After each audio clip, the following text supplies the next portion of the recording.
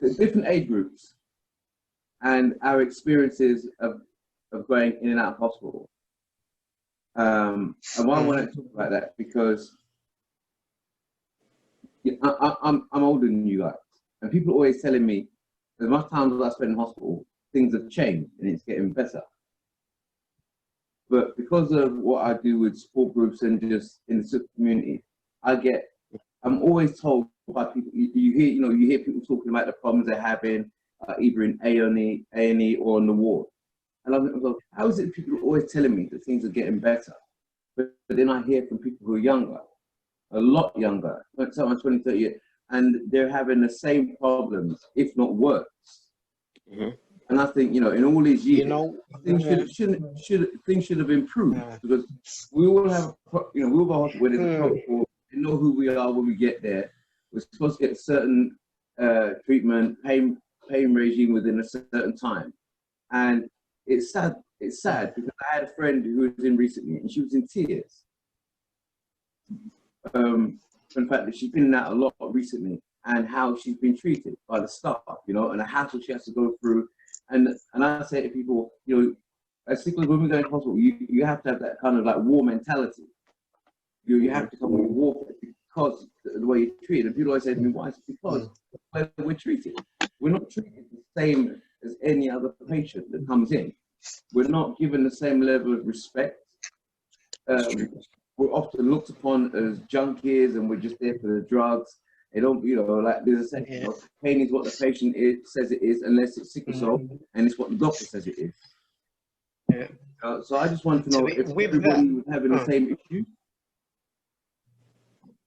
I can tell you, I'm 36 and I've been in and out of hospital my whole life. I can tell you that it is improving, but there are still big issues. And like, for example, the care that I get from my hematology team is brilliant. Like, I can't fault them. But usually when I'm going into hospital, when I'm in A&E, it's like there'll be issues there in A&E, and it's like nurses that are like general nurses or have an overview of everything, but they don't specialize in hematology, don't have much knowledge of sickle cell. Like when you're studying, like they'll tell you a lot about fibromyalgia and all different kind of things, but you'll get maybe a little 5-minute thing about sickle cell in your whole course. And so a lot of people don't know. There's been times where I've been in A&E where I've told a nurse that I'm having a sickle cell crisis because the ambulance brought me in and stuff. I've seen them take out their phone to Google it and ask me, how do I spell it? There's been a time where that's happened. Usually, like, the morphine that I'm supposed to receive is like 10 to 15 mil. But when I'm in A&E, because they don't know what it is and how serious it is, they'll say, they'll give me 2.5 or 5 mil. And I tell them, if you're going to give me that, you might as well give me water from the tap, because it's not going to work. It's not going to do anything. It won't even make me drowsy or nothing. Like, I'll be here still in Madani and I won't even sleep nothing off. But then by the time I'm admitted to a ward, or a hematologist doctor has come through from my team, they'll increase the dosage. But then how are you then? So in regards to the hematology department, so how are you then treated by? When I'm on a ward? When I'm on a ward, because it's a hematology department, like, I'm not the only one with sickle cell that they ever come through there, so they've got a bit more knowledge and they deal with it on point. My issues are really in A&E when I'm waiting for either a doctor to come through, specifically a hematology doctor, or waiting to be admitted to a ward where things will turn up a lot more better for me. I don't get that. If the department in the hematology department, why is there such a disconnect? So you're part of the same hospital. They're both part of the same hospital. Why is it when you go downstairs to A&E, they don't know how to treat you, but then upstairs, hematology is up there? So what? They don't speak to each other.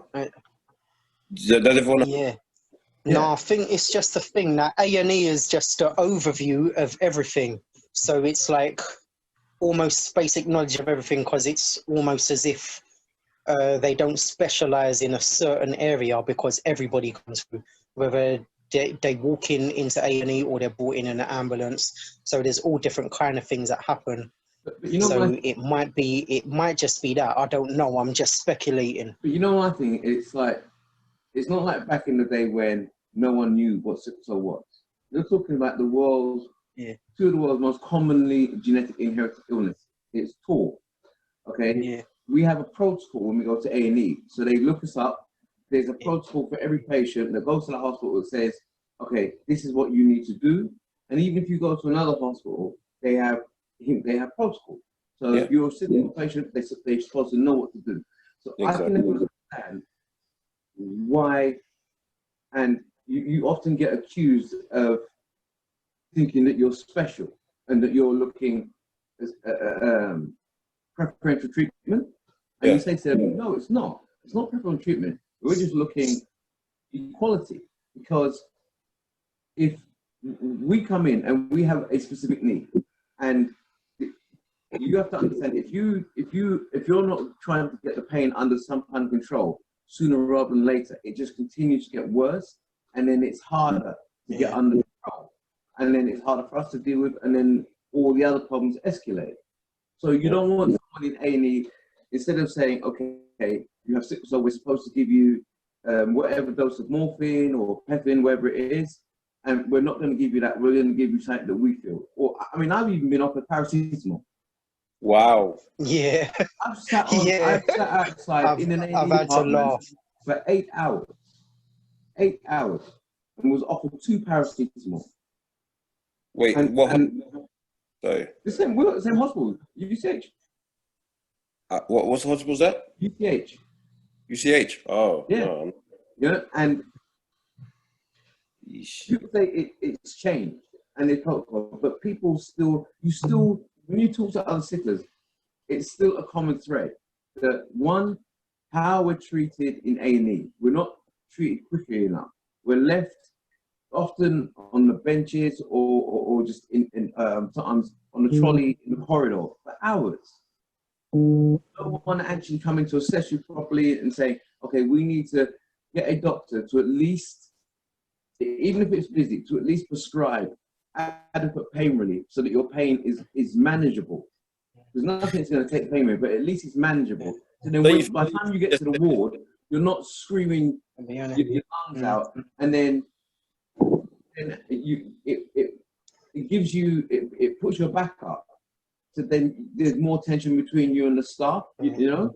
And like I said, if you're lucky and you get staff on the ward that are on point and know what they're doing, all fine. But then if you're not, and you get that day where you just get, it can just take one member of staff that is in a bad mood or whatever, or just has an opinion about us. And that treatment then carries on. And I think in 2020, we shouldn't be having to go through that still. You know, there's enough known. There's enough publicity. There's enough training. It's part of their training that they know about sickle cell. So why is it that we're still having to go into hospital and fight in a way that other patients don't have to? If we walked in and said, we have cancer, we'll be treated for cancer, whatever, it'd be, oh yeah, fine. You know, what do you need? Do you know what I want to ask you? Let me just interject here. I feel like there isn't, the reason why we're not there with the same, with the cancer patients and stuff like that, we're not competing, I know that much, but their level of care is far greater than ours. We all know that as well.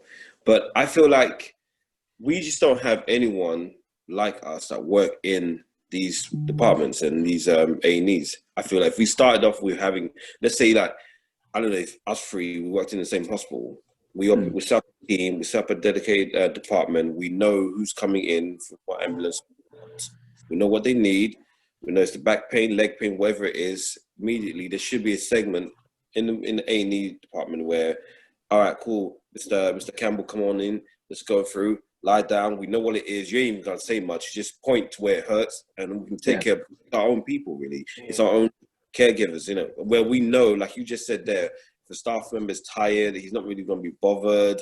If they've had a stressful it still affects them. But then if you're someone who suffers from this, you know that, okay, I'm your caregiver. Right now I'm not in pain. I know what I like. So if you're shouting at me, it's not because you hate me it's because you really want relief. Yeah. So I know that already. So then I'm just gonna jump in there and then help out as well. But I don't understand why we can't even get something like that. How do we set something up like that? Because I feel like if we start off from there, we'll actually get somewhere, because it's really just mad. We all have, every single sickle cell patient has a story to tell, and I have one as well that's really crazy, but it's all similar. It all sounds like we've been left there to be dealt with later on. When it comes to priority, I don't know if you want to, like, certain patients that come in, you start to look at them and think like, wait, that person seems to be all right, sitting down, holding conversations, I'm lying in fire, and you guys can't see this. Like, I don't know how it works in A&Es, but I feel like it's something like that. What do you guys feel about what you said? If we came in, say, with a broken leg or something, and they could see it, and I often feel it's the fact that they look at us and they think, oh, you look fine. They can't see. Unless you're screaming or you're rolling around, they can't physically see the pain. So if you come in with a broken bone, but then there are other illnesses that are painful, and they're somehow able to relate to that illness, but not to us. And most hospitals, most big hospitals, especially hematology departments, have a dedicated sickle cell nurse. UCH does, and I know Wigginton and lots of other hospitals that are supposed to go around and educate the various departments to say, okay, when they come in, they're supposed to treat this way. But I'm not sure why, like you said, there's a disconnect with what they're taught and the staff on the ground as to how they view us, especially if they see people coming in and out regularly. There's almost like a lack of empathy and respect that comes along with it, where, you know, you see someone, if you saw someone for the first time and they're in absolute agony, maybe your level of empathy would be greater. But if you see them all the time, I mean, it's like almost like walking past someone who's homeless or begging on the street. You see it, but you don't see it, and you sort of carry on by. And like I said, then where they don't understand where we get accused of having an attitude or being aggressive and angry. And I say to people, well, okay, if you have any idea how painful sickle cell is, it's not like any other pain. All other types of pain have a cut-off point. Even cancer, sickle cell doesn't. It doesn't have a point where it's going to stop. It just keeps going. Your pain medication doesn't take the pain away. It just takes the edge off it. You know, and if you say to someone, I often describe it like this: if I broke every bone in your body, then took a baseball bat and hit you around your body with a baseball bat, stabbed you through the chest with a hot poker, then told you to go and take a jog. That's just a taste of what having a sickle cell crisis is like. Then you imagine someone that comes in who's in that much pain and having to then almost justify why they should be treated and why they should be treated with some kind of respect. You mean it would get your back up, you know? And like I said, I don't understand. I said, and you know, every sickle I could talk to and ever spoken to has like you said, has a story. Particularly A&E, and also on the wards. And I'm thinking, and this is across a huge age gap, you know, from people who are, you know, teenage, young now, to people my age and older. And I'm thinking, okay, why is that still the case? It should have gotten better. You shouldn't be getting, you know, someone my age telling the same stories as someone who's like 16, 17 now. That, I mean, it's almost if you said, to someone in slavery time and they told you a slave story and they were still telling the same story now, people would be horrified. Yeah. But when it comes to sickle, there's not that level of shock. You know, last week I had to give a talk to a bunch of student nurses about looking after people with sickle cell and about what it's like to be a nurse on a ward. And the main thing I said to them is, one, to remind them of why they chose to do what they did. Yeah, become a nurse. It's not you've chosen a vocation. It's not like any old 9-to-5 job where you're punching the clock. You're in a caring profession, and you're not supposed to be tainted. And we can all spot a bad nurse or a doctor coming a mile away before they've opened their mouth. They have that look and you think, you know, you're just going to get a hard time from this person. They have an attitude where they talk down to you. They're not talking to you. They're looking past you. You can see their brain ticking over, looking for the next thing before they even ask you the first question, what's your name? And there's a level of disbelief. And like I said, I just think it's a disgrace that we all have stories now still of how we're treated. And we shouldn't. We should be saying, you know what, it's gotten so good. You hear about the odd thing, but that's not the norm. But it is the norm. Do you feel like if there was better training and increased payments, we'll have better care? I think if they got to speak to us as part of the training, which is why I did the talk the other day, where when they're being trained and before they're indoctrinated, before they get into the wards and get coached by those nurses and doctors that are jaded, that have built up opinions about people. How did they do that? How did they do that? How did they build up opinions? Because, like I said, if you don't have a high level of respect for a group of patients in the first place, and then you're dealing with them, it's easy to pass that on to the next generation. But a bunch of student nurses come in, and you say to them, "Oh, these people, this group of patients are going to be difficult. They're always going to be wanting pain relief. They're always going to be pressing a buzzer. You know, they're argumentative, they're aggressive, whatever. You know, they build up that kind of. We all heard it. That kind of, you know, stereotype of what we're supposed to be like. You know, and so in that situation, yeah. So if you speak to them before they get there, and you put that into and say no, and you show them, look, we're not what you're going to be told we are. Okay, and treat us the same way you'd want to be treated as a patient. Treat us the same way you'd want someone you love and care for to be treated. Because if you had a family member or friend or someone you love, and you thought and you're in that position, you thought that person was being disrespected and treated badly, how would you feel?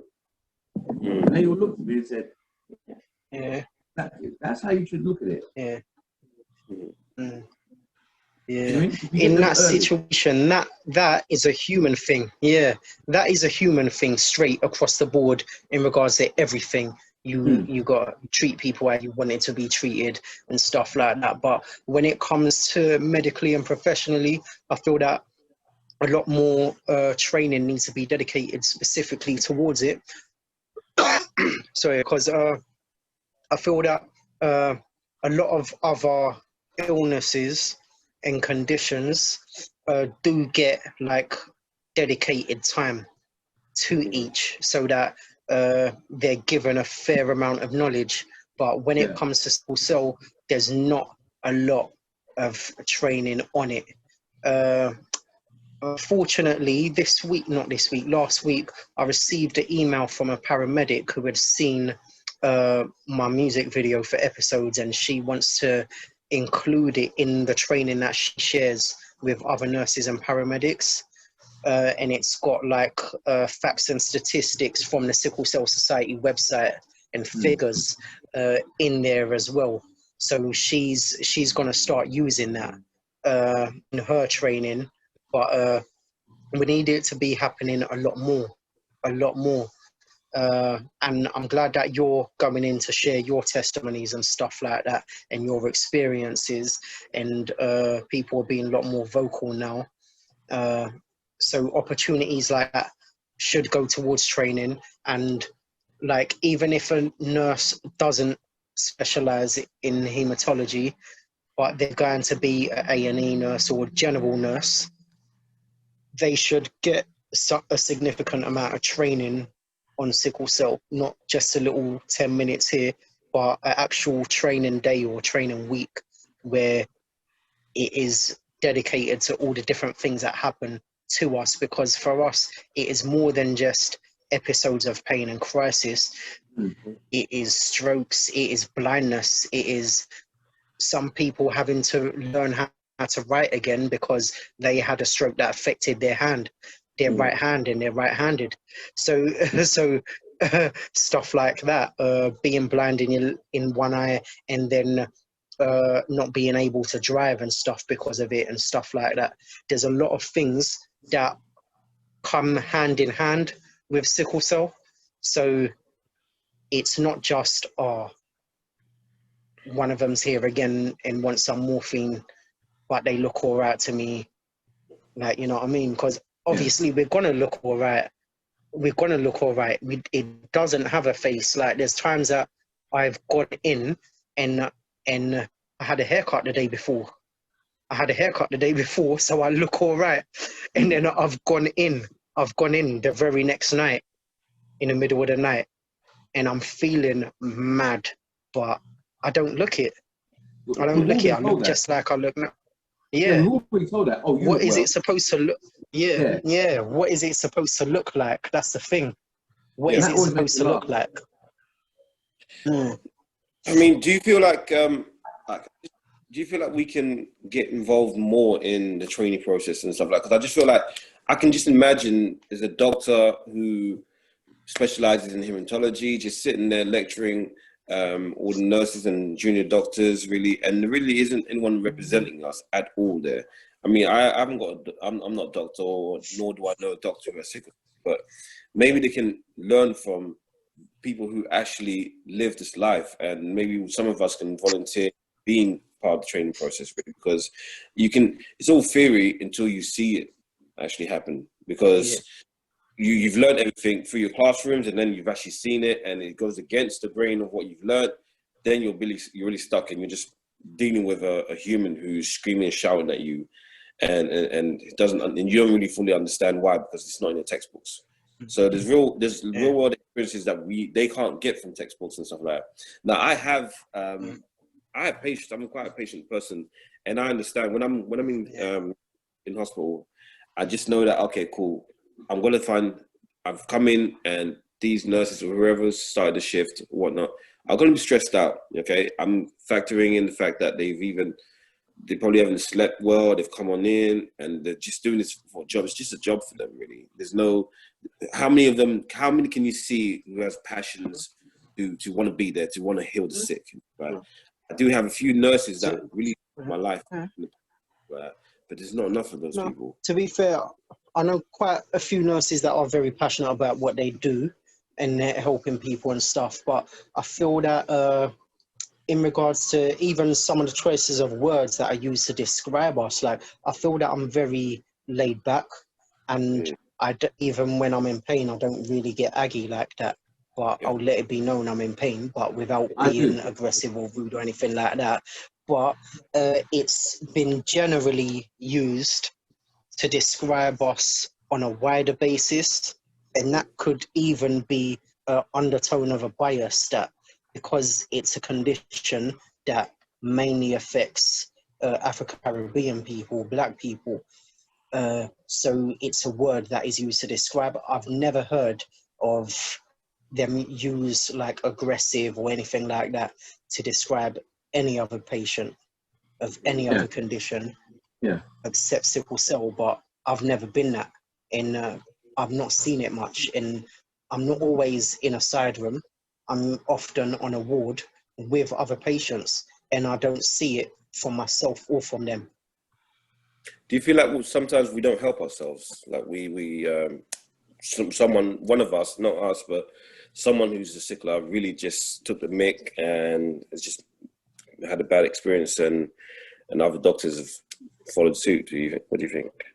Yeah, but then you have to ask yourself, would that then that's the thing that everybody, if you were a cancer patient? So if you're a cancer patient and you had a bad experience, and I'm using cancer just in terms of the number of people it affects, not to single them out, because sickle cell affects a lot of people. But then if you had a cancer patient or something like that, where they had a bad experience in hospital, pain medication, or whatever it was, would they then label all cancer patients, and would they then naturally assume that every cancer patient that they're going to come across is going to be that way? And would they have that sort of attitude going in before they even open their mouth? They wouldn't. But for sickle cell patients, they feel comfortable doing that. And yes, I've known patients that have kicked off in a way that perhaps shouldn't have. Yeah. You know, I've kicked off when it's justified. And I know people that have kicked off where, and I think, even as I think, okay, you shouldn't. But then I said to the nurse, did you find out why that person was angry? Yeah. Did you actually bother to find out why he or she was aggressive or not aggressive in saying where you're threatened, but just not in a good mood? And I said to them, you have to look at the person, but how much pain they're in, and what's gone on that day before they met you.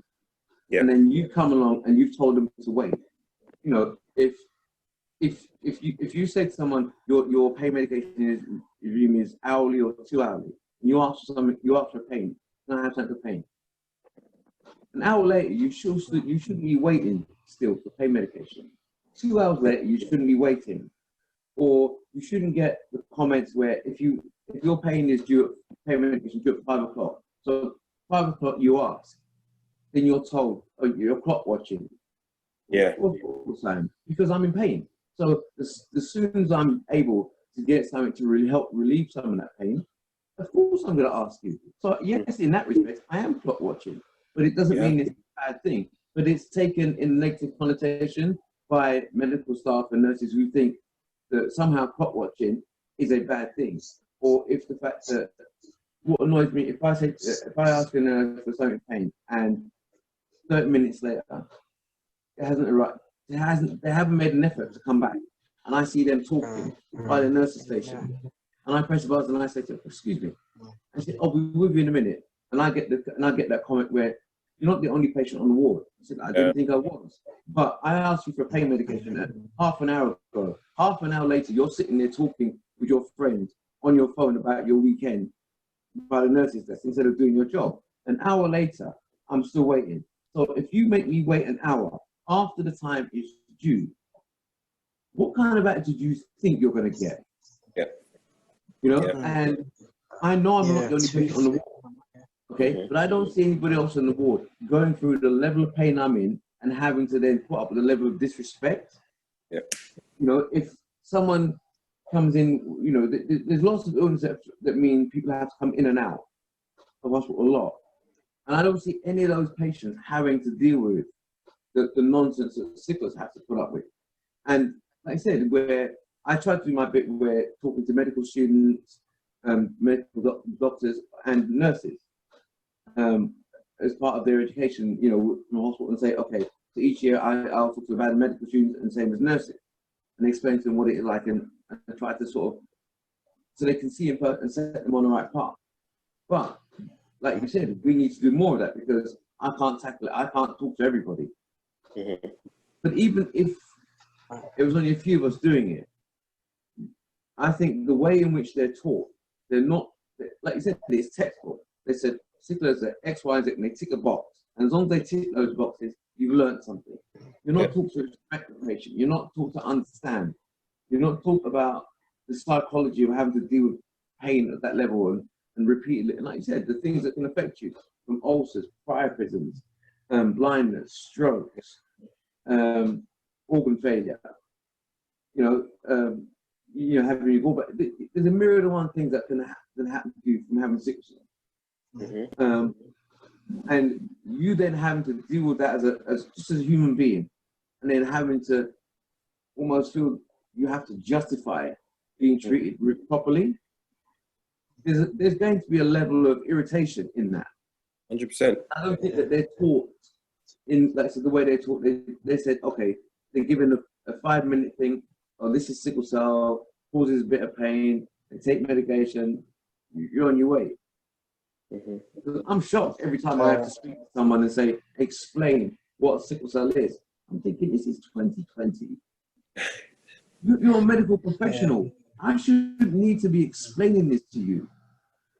You know, if you're on a hematology ward and you're gonna come across one of us, you didn't even have to even Google it to find out what it is.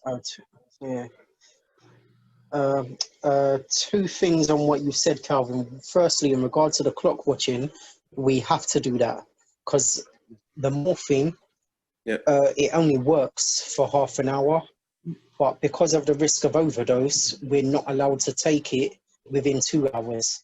So if we have it, it works for half hour, we wake up, we're still in pain, but we're not allowed to take it for another hour and a half. Yeah. We are going to watch the clock, so that we know as soon as we're allowed to take it, we need that injection, like that very minute. So like, that's something that we have to do across the board anyway. And secondly, in regards to the treatment, I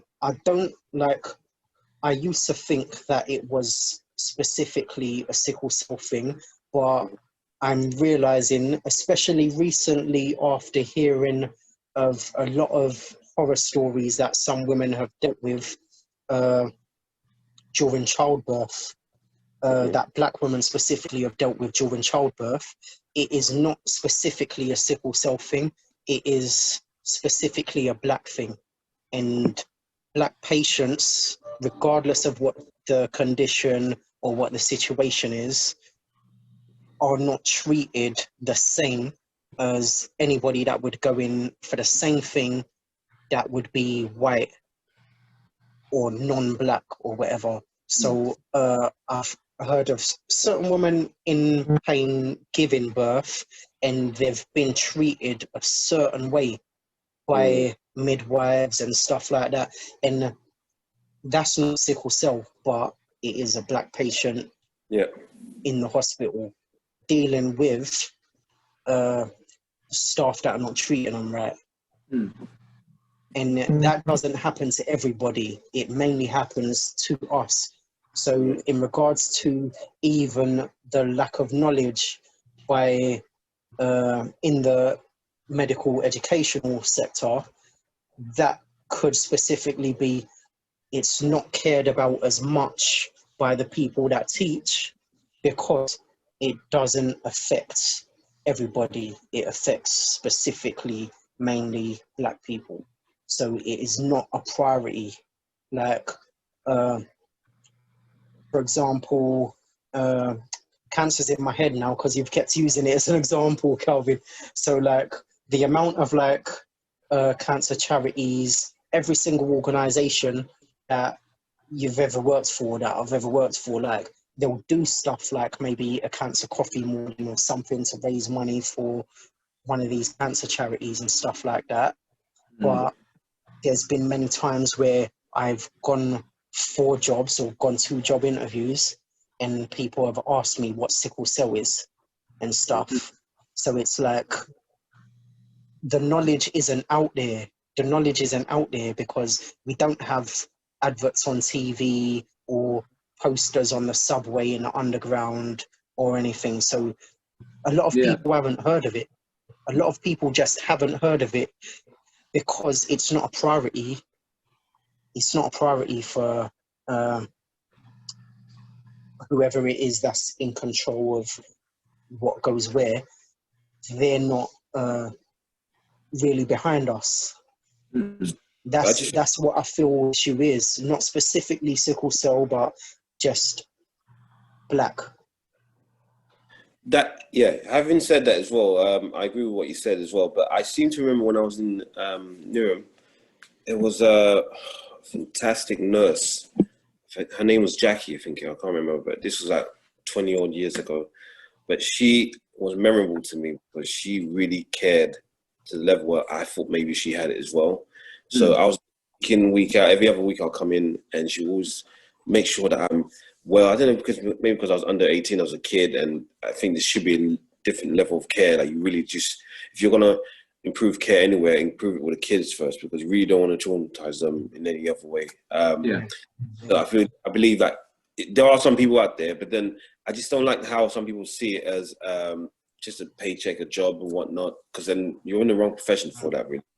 That's where I feel we lose our first drop of care, really.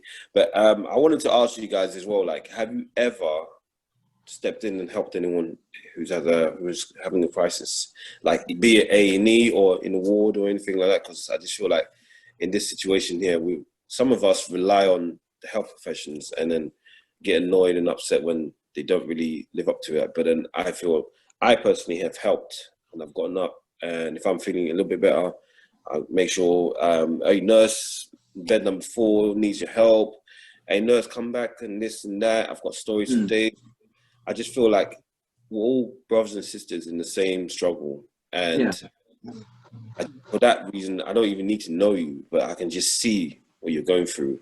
And I've gone out of my way to help out as well. And I just feel like if we have more of those things, eventually we can take the help that we help each other in the wards and A&Es, and then eventually formulate a team, formulate a department, and then eventually formulate a hospital. Because if we ever had a hospital that's dedicated for sickle cell, I know it might be a very hard thing to manage and run, but if we have a dedicated hospital where everyone comes in there, it'll just work like clockwork, because people will come in and out, and we'll know what to do, and we'll know how to look after our own people. What's your thoughts on that?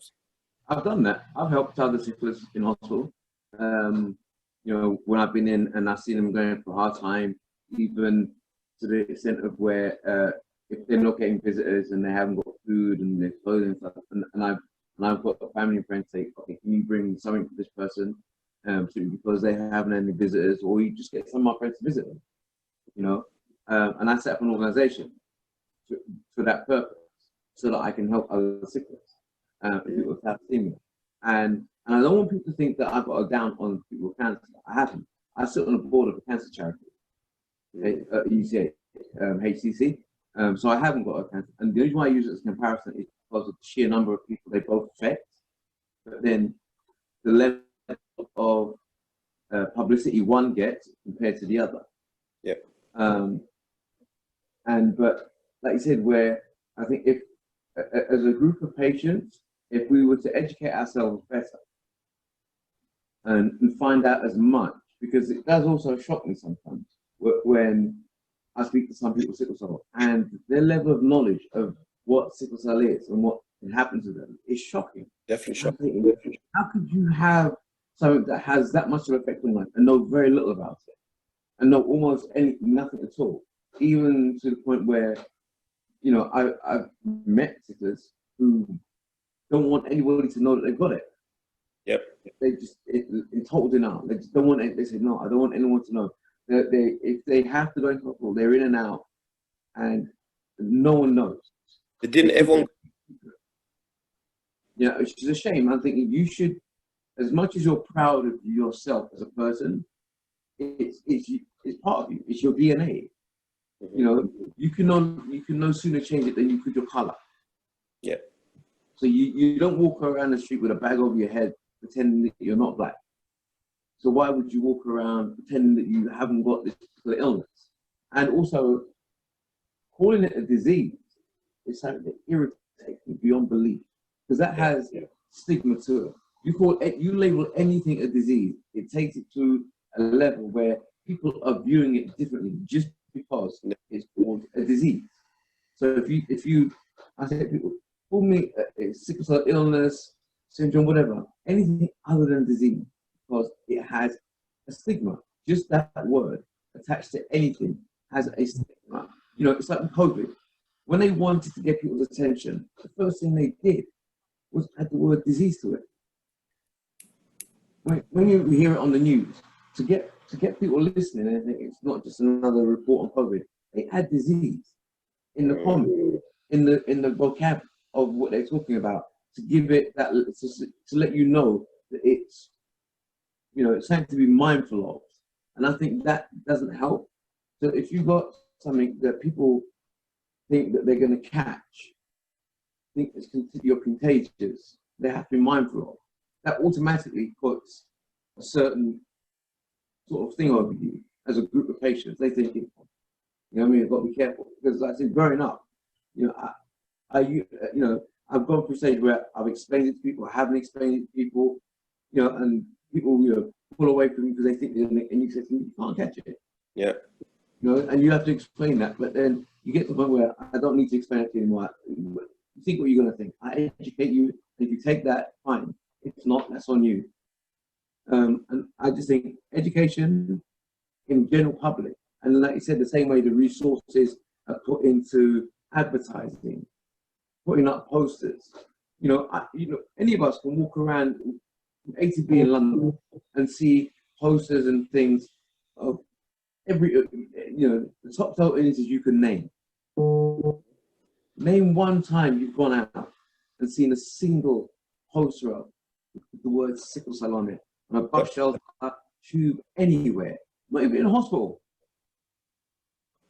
There's no post up in a hospital saying, and you don't see campaigns being run on TV and advertising campaigns saying bringing awareness.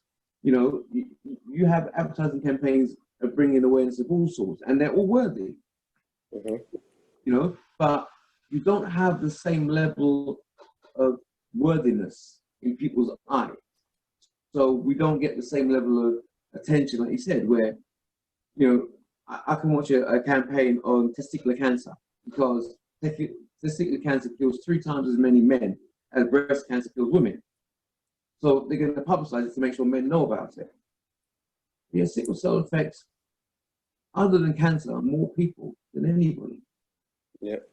I don't ever remember switching on the TV and there's an advert for a sickle cell campaign, just telling people, and it's an advert specifically to inform and tell people that there is this illness in the world, and it's called sickle cell.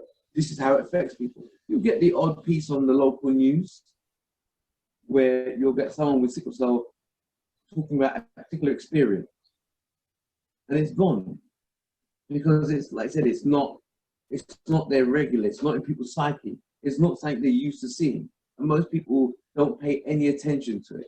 They just see some color talking about something. They have no idea what that is. Yeah. And it's, like I said, it's a shame. It's like when I joined the choir, G-positive choir.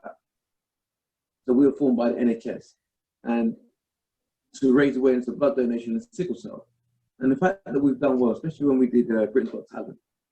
And I say to people, people say, "Oh, what's the biggest buzz you get out? You've gotten from doing it, or you get from being in a choir that's well known?" I say it's the fact that if someone comes up to me, and not just to say, "Oh, you sung well," but the fact that they know why we represent, and that they didn't know anything about sickle cell beforehand, but now that they seeing us sing, they took the time to then go and find out about what it is. And you get tagged, you're the sickle cell choir. To me, that's like the highest praise you can give me, because it means that there's something out there where you see us on TV or whatever, doing whatever we do, and you relate it to sickle cell, and it causes you to go out and find out more. Yeah. And like you said, I don't understand then why the powers that be, the NHS, whoever, doesn't then say,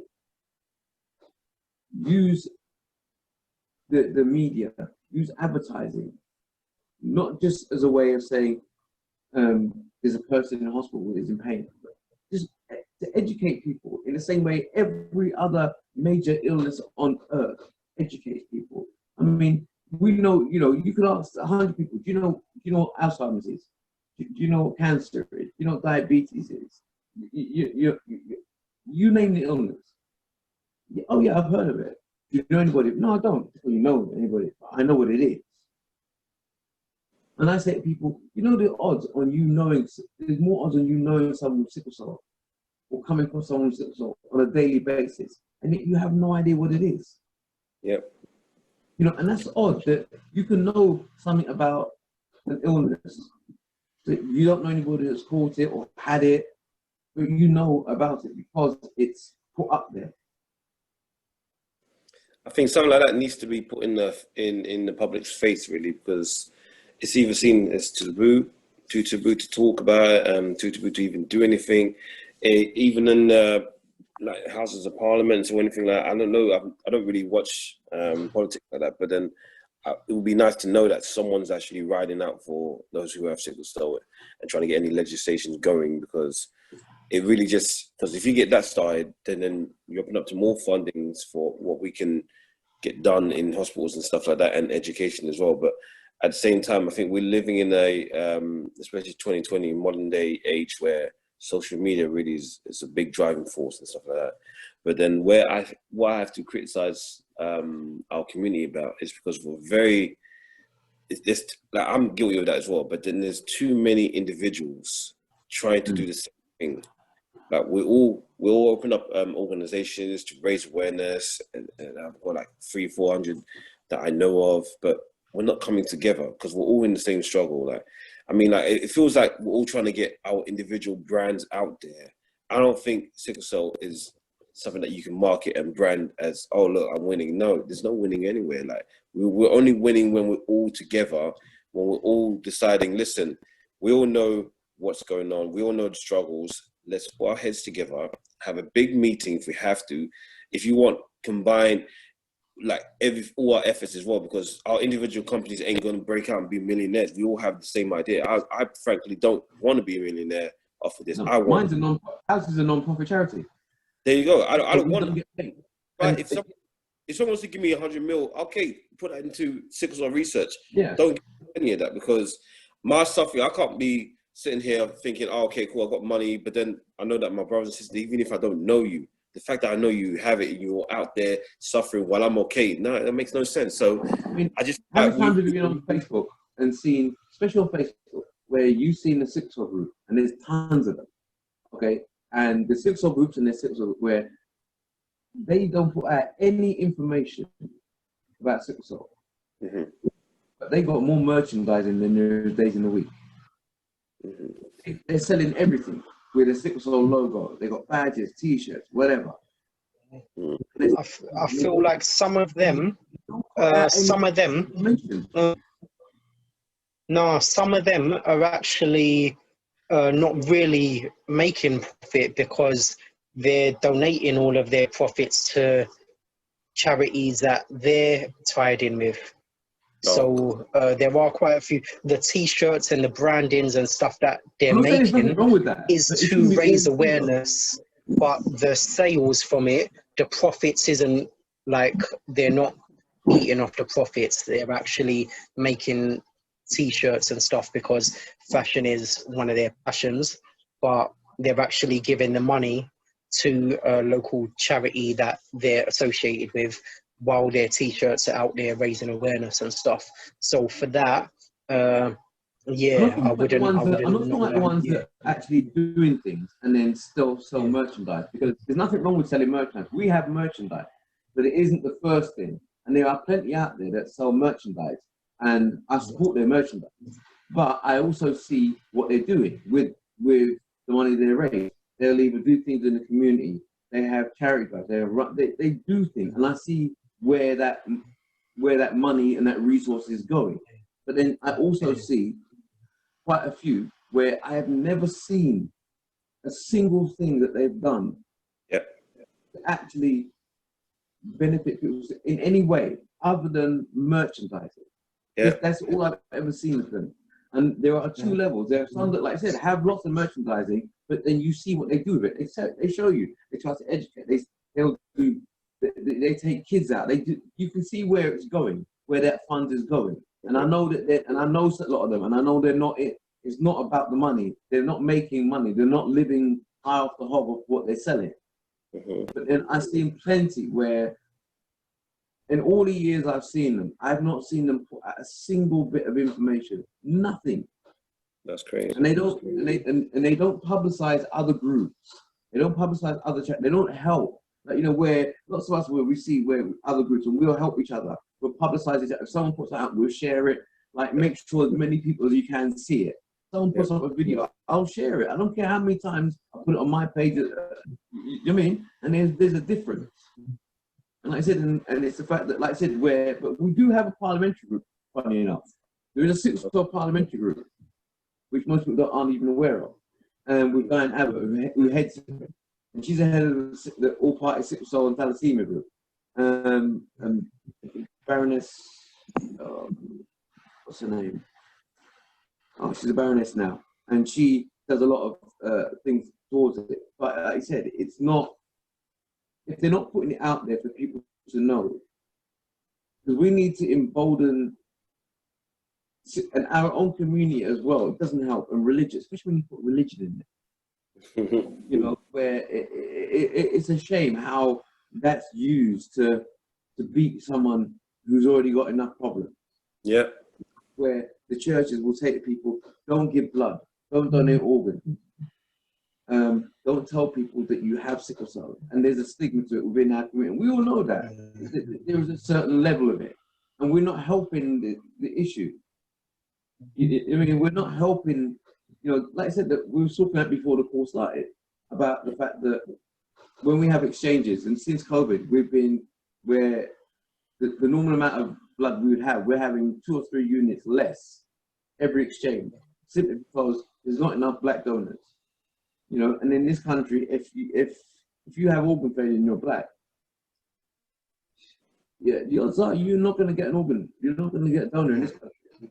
You know, and it's the same for blood match, because we're one of the few countries that when they have an exchange, it's as well as type, it's race specific as well.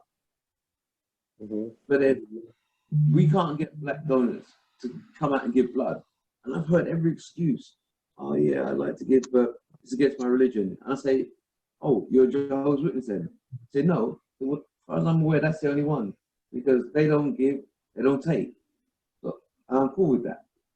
So why you don't give? And you hear every excuse. Oh, I'm anemic. I don't know what they're going to do with the blood. You just think they're going to do with the blood? They're going to give it to people like me. They're going to save a life. Every time you give 1 unit, that saves at least 3 people. You know, and you hear every excuse, you know, as part of working for NHSBT, go around and trying to get people to donate. You know, and black people, yeah. Like, you know, we feel are, that there's some, to a big degree, our own worst enemy. I feel that there's something bigger that we're missing as well, because one of the statistics is that sickle cell is actually the fastest growing genetic disorder in the UK. But the reason it's the fastest growing, but the reason that it's the fastest growing is because so many people do not know that they have the trait. Because when you've got the trait, you're not suffering, you're not in pain or anything. But like in schools, like when you're in year 10, the school nurse will come into the school, give everybody the BCG. The whole of year 10 gets a BCG injection. Why is there not something like in year 10, they're going into your schools, taking all of the African, Caribbean and Mediterranean and Middle Eastern students and testing their genotypes so that it is on their medical record? Because what is happening now, heel prick. No. And like a lot of people don't know that. A lot of people my age in their 30s don't know that they're trait. Yeah. And what's happening is people were getting tested when they're pregnant, and by then it's already too late. So what needs to happen is even before a relationship's entered, before you're dating, all of that, you need to know. I'd say from even as young as 14, maybe even young, you need to know and have it on your file, on your medical record, you have the sickle cell trait.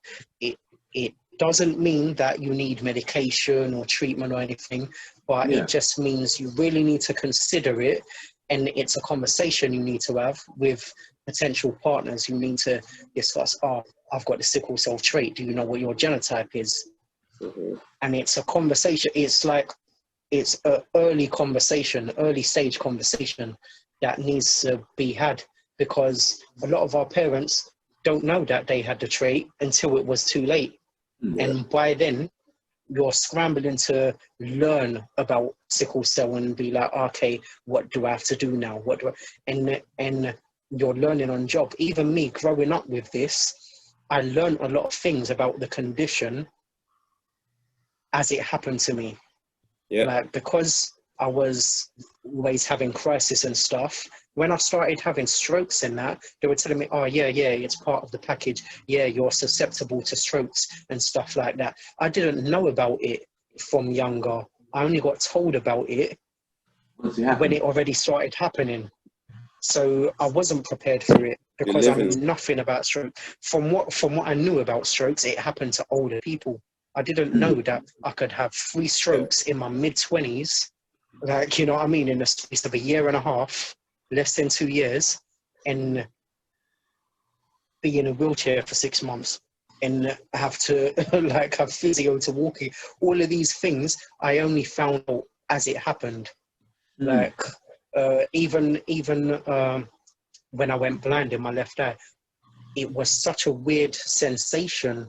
Like, I was in the shower at the time, I just thought I had shampoo in my eyes, but when it just didn't come back and I was just seeing like flashes of lines, but my sight didn't come back. Yeah, but my sight didn't come back at all. I didn't know it was sickle cell related. I actually, like, boy took me to Specsavers for an eye test, and they didn't know what was going on, and they told me go to Moorfields Eye Hospital, and they asked me questions, and when I told them I had sickle cell, they was like, oh, that's when I got told, and then I got referred to a specialist. Like, all of these things we don't know. We're learning on the job. We're learning as it happens. So we need to start learning earlier, because this is something that affects our community. We need to encourage everybody we know to just go to your GP, ask for a blood test. That's all it is. Just ask for a blood test to find out your genotype so you can prepare for your future. You'll need it to make certain decisions. Yeah. And like I said, put out more information about the because, like I said, where not everyone with sickle cell is the same. You know, whether you're trait, SC, SS, but not everyone is the same. But we need to put, like I said, put that information out there so people.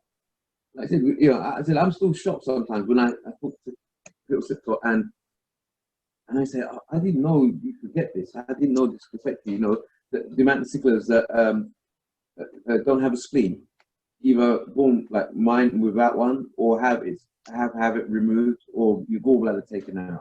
And like I said, the problem with the eyes and the blindness, sickle cell ulcers, if you're male, priapism, strokes, sickling in the head. There's a host of things that affect people's sickle cell and various levels, but like I said, that we're not aware of. And even people with sickle cell that aren't aware, they thinking, oh, am I going to get this or am I going to get that?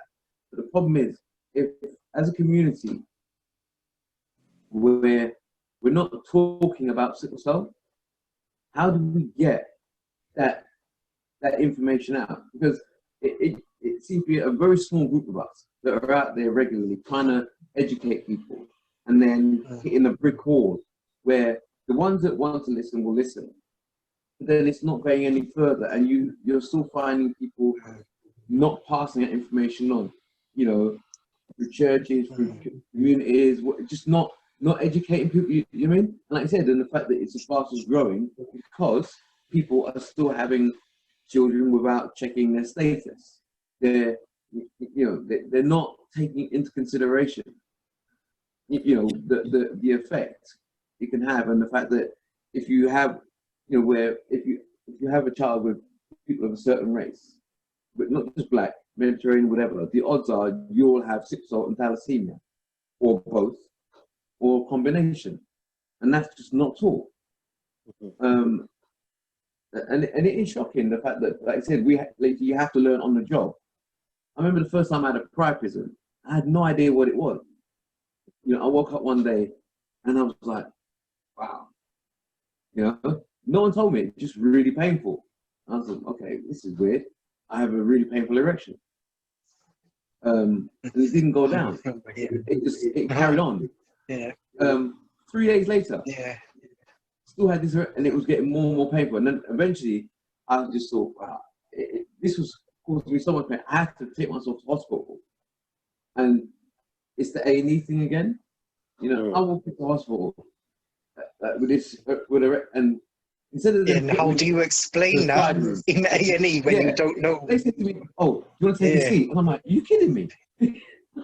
I'm sitting out here like, look, at the front, and I'm like, "No way!" And you know, I said, I couldn't sit down at this point. I said, "Oh, they put me on the trolley," and I'm like, "Oh, come on! Are you seriously telling me you can't put me like I'm lying down on the trolley with an erection, and people are walking by thinking, what's wrong with this guy? Nice. And it's mad. It's mad. When the doctor explained it to me, what it's it a mad was. story, yeah. When my doctor explained to me what it was, and I'm like, oh, right, okay. And then the implications of it. And like I said, you know, I've never prayed so hard in my life. And, you know, eventually it went without them having to take any intervention. And then I think that must be about 3 days. It happened again. But when it happened the second time, I knew exactly. I didn't just sit home 3 days. You know, I actually took myself to A&E straight away and said to them, look, I'm staying in the side room. I don't care. I'm not sitting out, you know, lying face back down on the body for the whole world to by and thinking, okay, what's up with him? You know, and, you know, stuff like that. And you can see why someone gets that. If you're young and you get and something like that happens to you, you're not going to do something, you know, and the damage it causes, and people don't realize it's a serious thing. You're going to sit at home because no one's explained. The doctor, no one's ever told you about priapism and what the effects are. Yeah. You know, and you know how embarrassing it is having to call a cab and walk into an alien apartment and walking like, you know, like, and hope no one like. It's mad. It's mad. It's mad. And, it's mad. It's like mad. And no one explains that to you. You know, you know, even to the blindness where, you know, I had something where I went blind at school. I remember at school, literally, it was instant. Where I'm looking out the window one day, next second, I couldn't see a thing. Just complete blackness. And I held my hand up and told the teacher, and they just thought, you know, I was being mischievous. Didn't do a thing the whole day. And it wasn't at the end of the lesson, and I wasn't getting up, and I didn't get up. And I said, I can't see. And I literally could not see. You know, it lasted, my blindness lasted, what, nearly 3 years? Both eyes. So, and it's the fact that no one explained, you know, why it happened. I had to kind of find it out for myself. And it's, you know, the fact that, you know, all of it, certain things, and like I said, no one tells you that. Not even your own doctor. And you're thinking, why? Yeah. I mean, why are you not? It's not a case of you're not trying to scare, but you at least prepare people and say to people, okay, these are the things that can happen to you. You know, it's the same when I got ulcers. You know, I remember when I was young, where I was born without a spleen.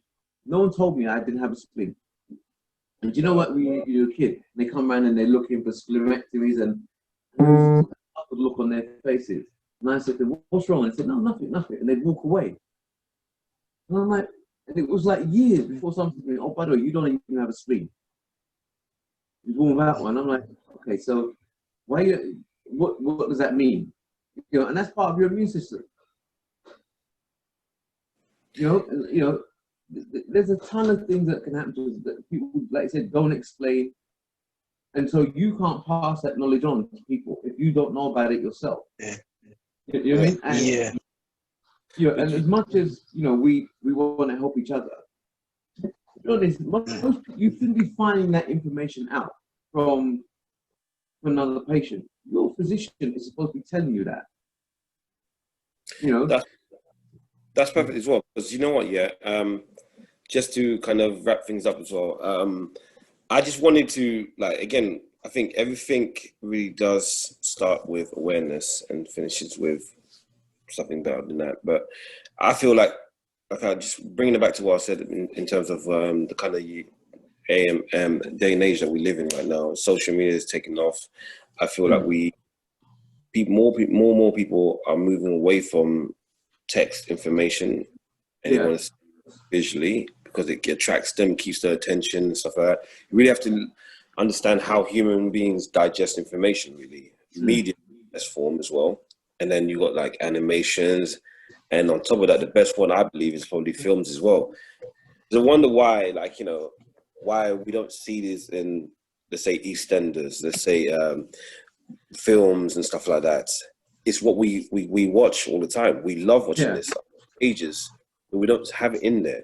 And we can't rely on others to have it, put it in there. we can do ourselves, really. So if we, I believe in doing stuff. I believe putting it in your face. I believe in if you have to get a celebrity to come in there and endorse it. I believe in all of those things, and because it's what drives social media today. You know what I'm saying? Anyone market a product, you know how to get it out there.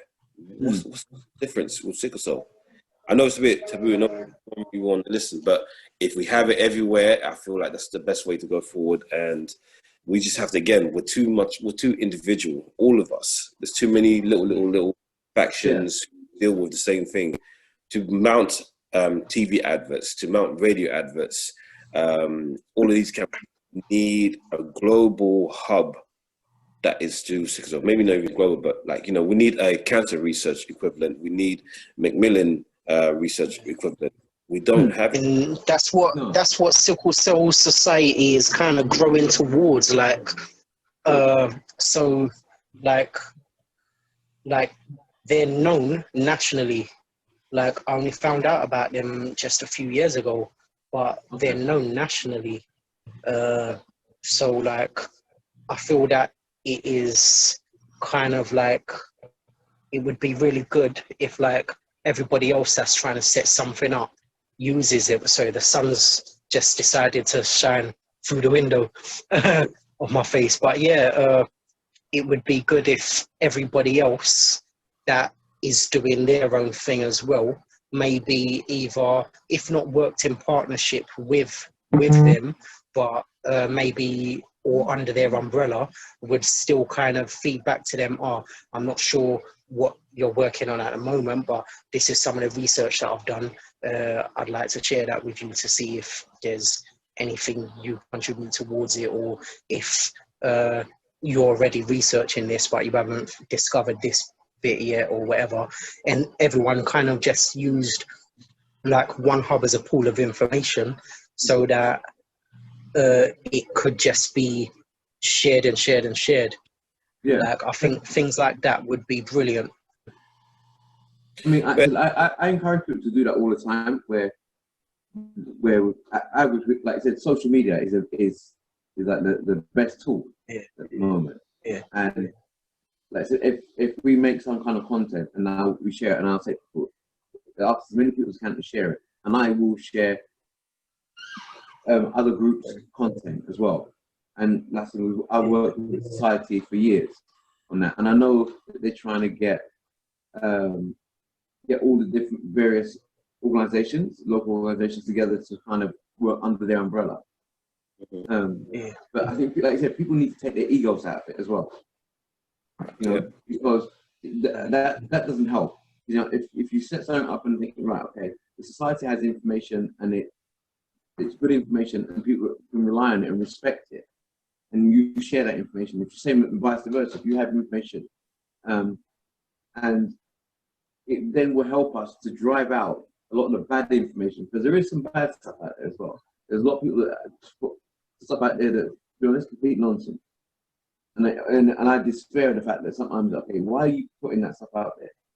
Because it isn't true, you know. And you know, especially when it comes to cures and drinking and good, you know. And I think, okay, it's your DNA. Drinking this is not gonna, you know, cure you of sickle cell. But like I said, we do need to work together more and just be honest and say, look, you know what, take your ego out of it. We're all trying to achieve the same goal. Make the treatment of sickle cell, improve the treatment of sickle cell, the life expectancy, the awareness, the knowledge of it, and help each other out in the same way we got, you know, we're doing this off our own back. You know, and just get more people to do that.